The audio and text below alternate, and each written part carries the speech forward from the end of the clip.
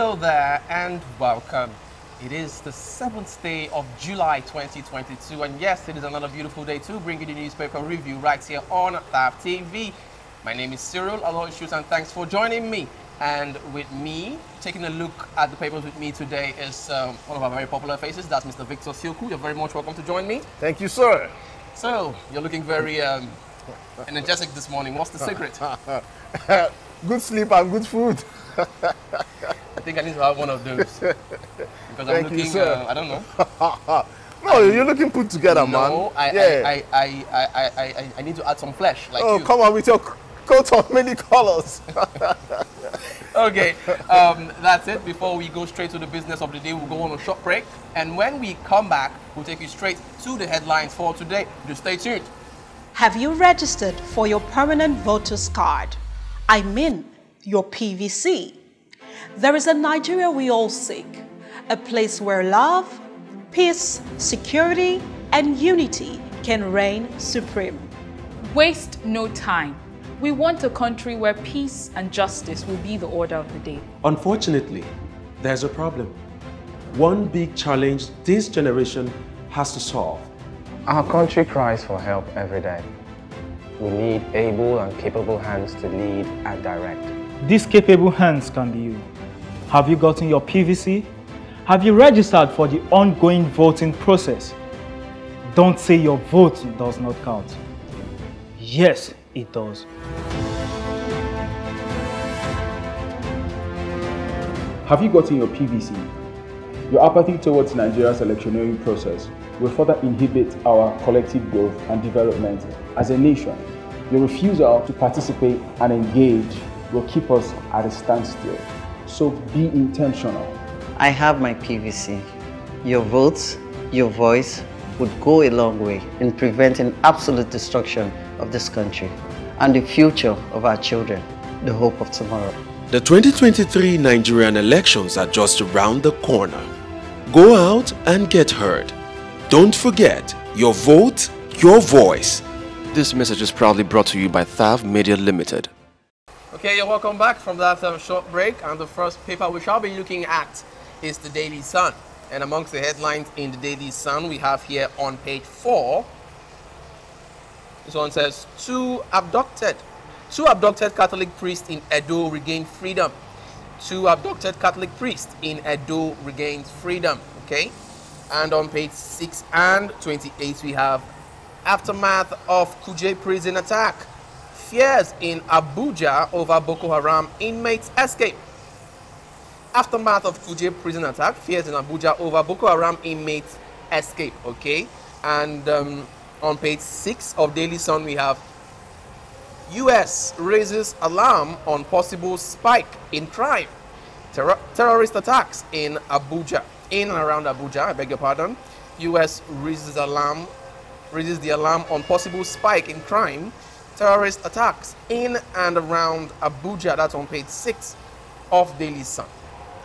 And next on page 6 as well, we have I am disappointed at our intelligence system. Buhari declares after visiting Kuje prison. He says, I am disappointed at our intelligence system. Okay, that's on page 6. And lastly, on page 26, we have Obi replies Kwankwaso on link to IPOP. Obi replies Kwankwaso on link to IPOP. You can get all the details of these headlines on the Daily Sun. Do get a copy of the Daily Sun for yourself. Okay, before we move straight now to the Nation. Sir, I don't know which of the headlines interest you in Daily Sun. Okay, I would like to talk. Well, there is so many to talk on this paper, but I would like to talk. Let's start with the Kuje prison invasion. Okay. Now the president is coming out to say that he's disappointed, and I am feeling the president to that regard. Okay. If you see his tone, you notice that he's really disappointed and tired. Okay, because this is like the government is trying to make efforts, and some persons out there are sabotaging the efforts. Mind you, I see him as somebody that is frustrated because the Kaduna train attack, the masterminders, they told the government that they do not want money, but they want their persons to be released. And those persons are suspected to be at the Kuje prisons. Now, what does that mean? That the government have been withholding these prisoners from these Kaduna train attackers, so that it will be that the government are strong on their words, and also that they are in charge. Okay. Now it's now looking like the government, they are not in charge, because these guys have to now go in there and get their prisoners.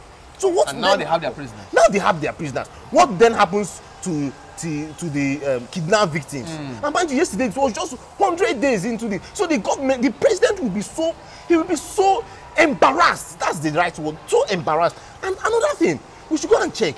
For the past 5 years, we have 12 prison breaks in this country. 12.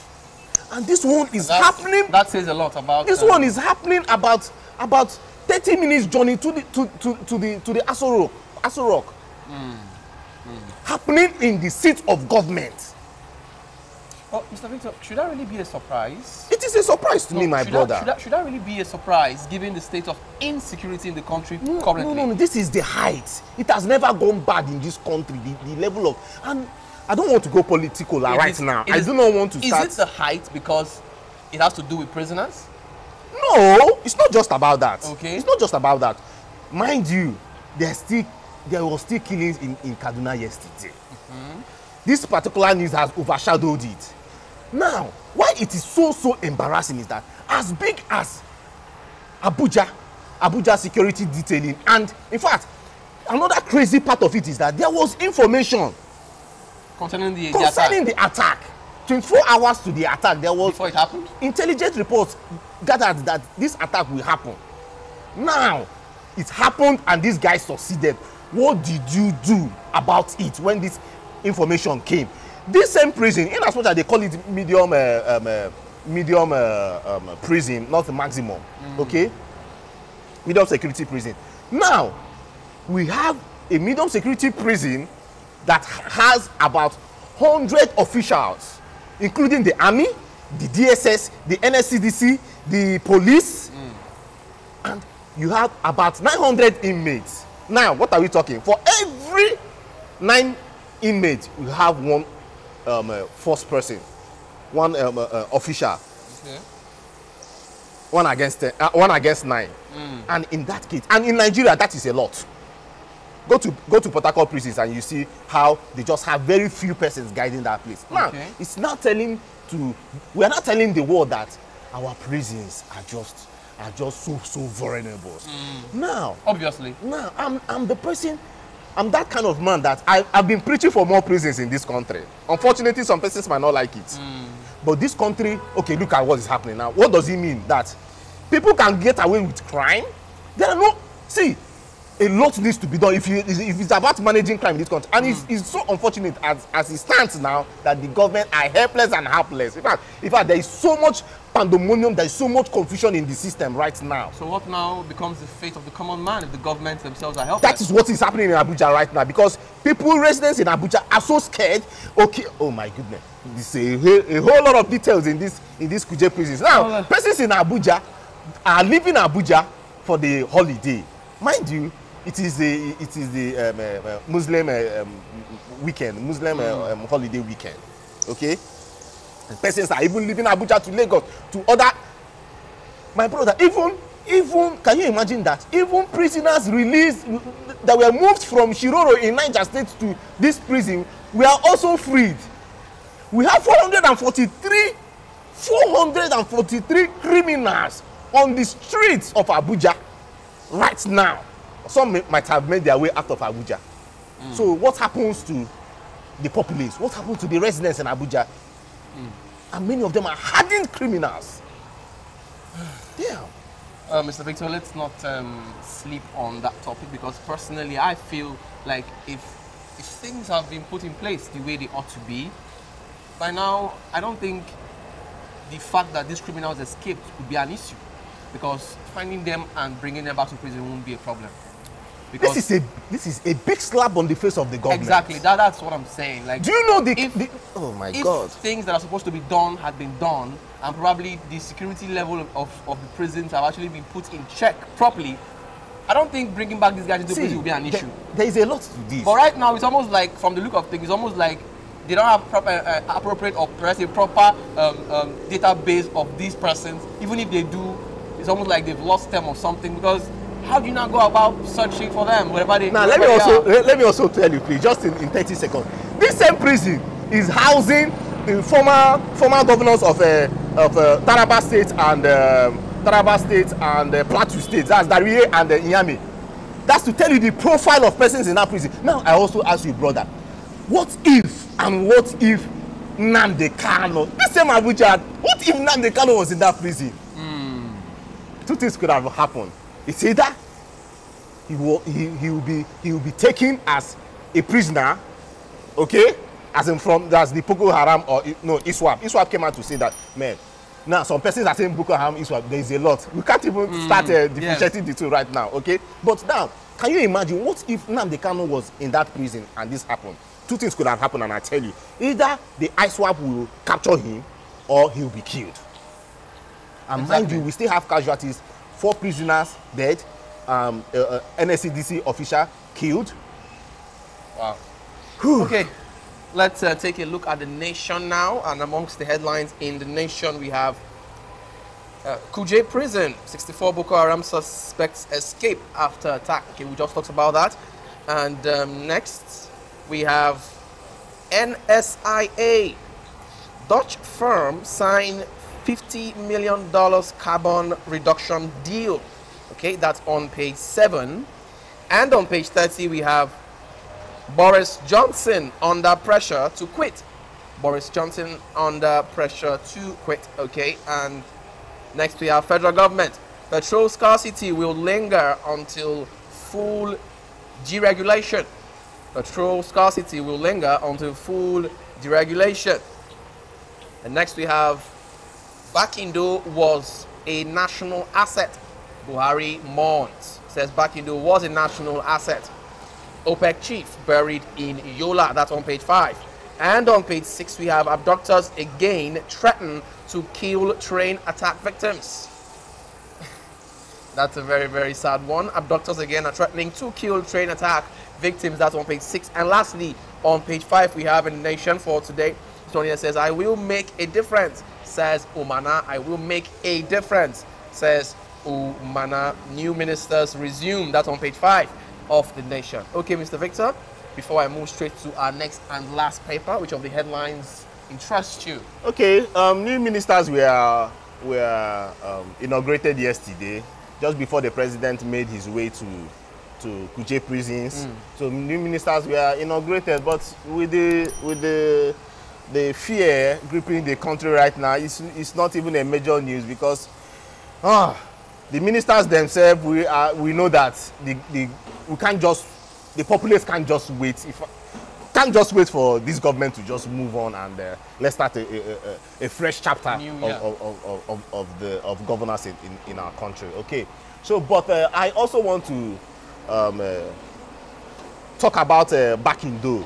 Bakindo is the Secretary General of OPEC. Okay, now I want to use this medium to also encourage persons in their different fields that are also trying to put in work to the progress of the country at large. As in, make Nigeria, when you go out, a better place. Yes, make Nigeria a better place. At the same time, when you are in the diaspora, people should also say, oh, this is a Nigerian. And Nigerians are known for their doggedness. Nigerians are known for their intelligence, for their brilliance, for their energy to work. Now, Bakindo marks all those points that I've highlighted, because he's a man that started from Nigeria.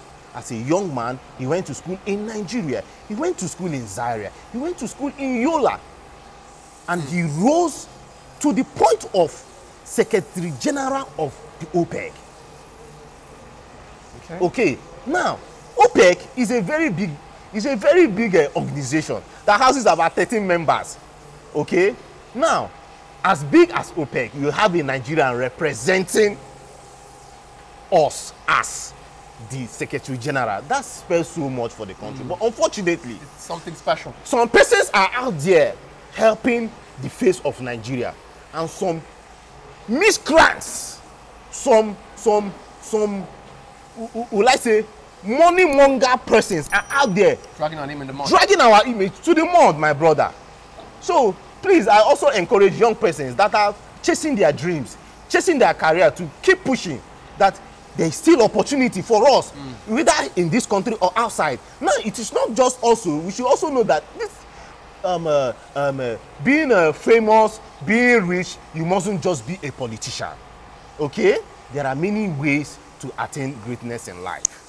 Back in though, is somebody that, okay, like I said, he went to Nigerian University, and come to think of it, he went to Nigerian University when our universities were a lot better. Right now, look at what is happening. With the help of the ill knowledgeable and callous-minded.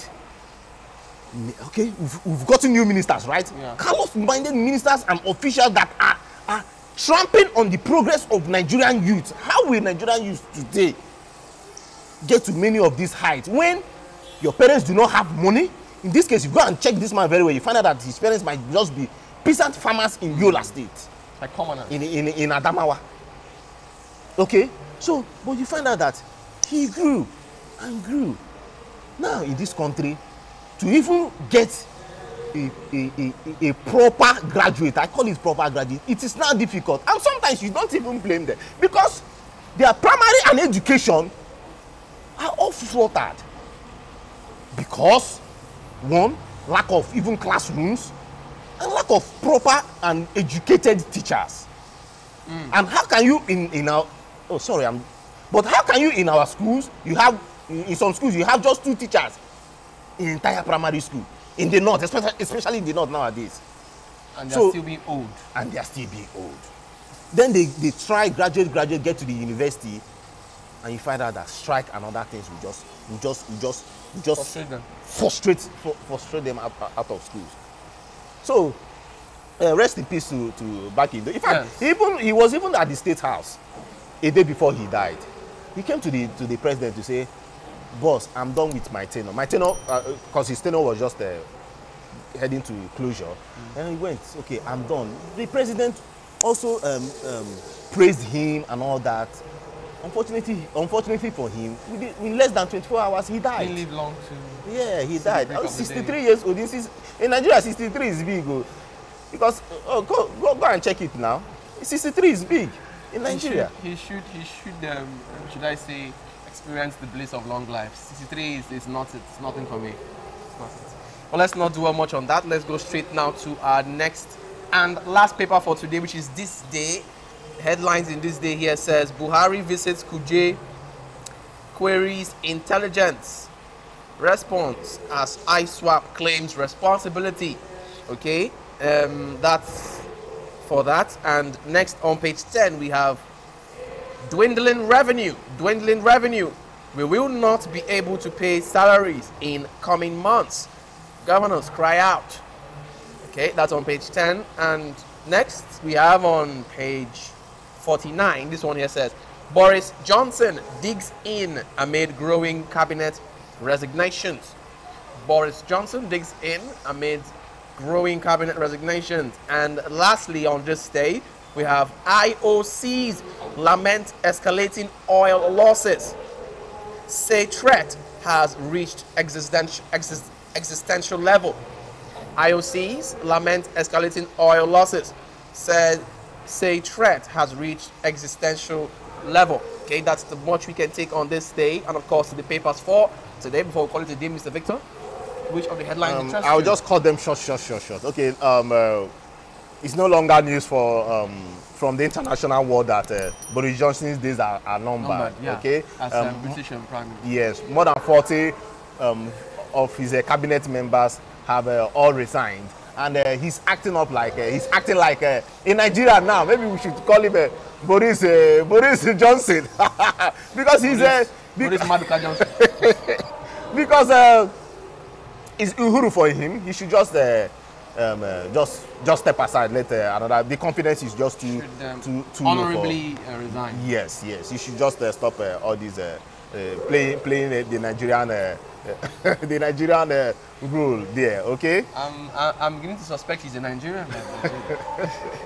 So that's that. Then I also want to talk about the Kuje prison. Now, we should also know that before it happened, just like the paper said, before it happened, talk more on it. Yes. Yeah, before it happened, mind you, the president's convoy got attacked because he was preparing for the festive season, okay, the Muslim festive season. This weekend is all about our Muslim faithfuls, okay. So you find out that his convoy got attacked. Then he went to Kuje prisons for inspection. Then he flew out to Dakar in Senegal, same yesterday. So some persons are out there saying, although he'll be returning today, and some people are out there saying the president should make sure that he goes back or that he goes to Dara and spend his holiday. Are you getting that? Reason you ask. So that he will also put it out there that he is not afraid of going home. Mind you, in many states, many governors don't go home any longer. Okay. Senators don't go home. So it will be. So we should do that to prove. It will be worrisome and depressing that the president can't go home because of bandits and terrorists. It will be a big shame. So Femi Adesina came out yesterday. Also, he made a point that the president already had plans to make a trip to Dakar because he has an African meeting that is already scheduled, and not because of terrorists that he will not make that trip. But there is also another side of this story. Okay, if you weigh on the left, you take it on the right. Now, I believe that, or I think the president was supposed to have come out and also address the nation. That is a proper thing to also do. If it means just 10 minutes of addressing the nation, because there is panic, especially in Abuja. And Abuja, for crying out loud, is the federal capital territory of this country. It's our capital city. And if it's not safe, then what about other cities? Yes. So he should come out and make strong statement.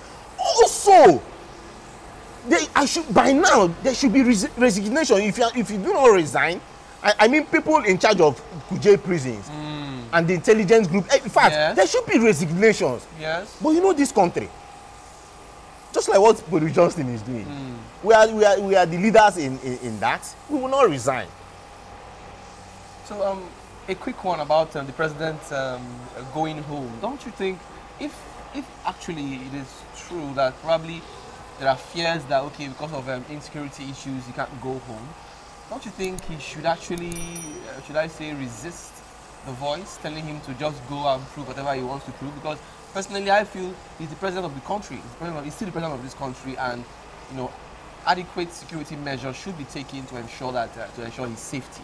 Yes, even if a lot of Nigerians are not really happy with him currently, but he's still the president. So he can't say because he wants to prove anything to anybody, so let me go to my home, even if he knows his home is not safe. The president would like to sign off on a good note. Okay. By going to probably a place where he knows that this place is not really safe for. Come on now, let's... No, he needs to sign off, as in his tenure in particular. He needs to sign off on a good note. Are there no other good notes to sign off on than... My brother, if security is the #1 requirement, in fact, is the #1 task rather for the government, and he needs to help this country in terms of, because he cannot tell me that you will come to this country as and well, I love using ruling because that's majorly what the APC are doing right now. You cannot come to this country as a leader, then you came as a leader to help insecurity, and insecurity has gone worse than it was 8 years ago. The order of the day. It's worse than what it was. There is no place, there is no state in this country, there is no atom or element of insecurity, or you had kidnapping or banditry. Okay, look at what is happening in the kidnapping world now. Now it is about priests. They are now kidnapping. In fact, And let's just be honest. The issue of insecurity can never be, should I say, totally eradicated from the society, but at least it can be reduced. So in trying to do that, I don't think they have been successful ever since. So honestly speaking, man, this country just and the Nigerian populace gave him the mandate because he is coming from the military. Unfortunately. So we felt okay. No results. No results. Okay, Mr. Victor, let's draw the curtain on the program for today. Thank you so much for your time. We really do appreciate. We do hope that you stop by next time. And as for you who has been watching us, thank you so much for sticking there. Without you, we would not be here. But unfortunately, this is where we have to call it a wrap on the program for today. My name is Cyril Aloysius, and don't forget, you can also be a part of this discussion. You have questions, you have suggestions to make. Do well to drop them in the comment section of any of our social media platforms. On YouTube, we are Tab TV. On Instagram, we are Tab TV_NG. On Facebook, we are Tab TV. And on Twitter, we are Tab TV. And don't forget to also visit www.tabmedia.com for your latest information in the country and, of course, other countries. Bye-bye for now. Until I see you again next time, my name remains Cyril.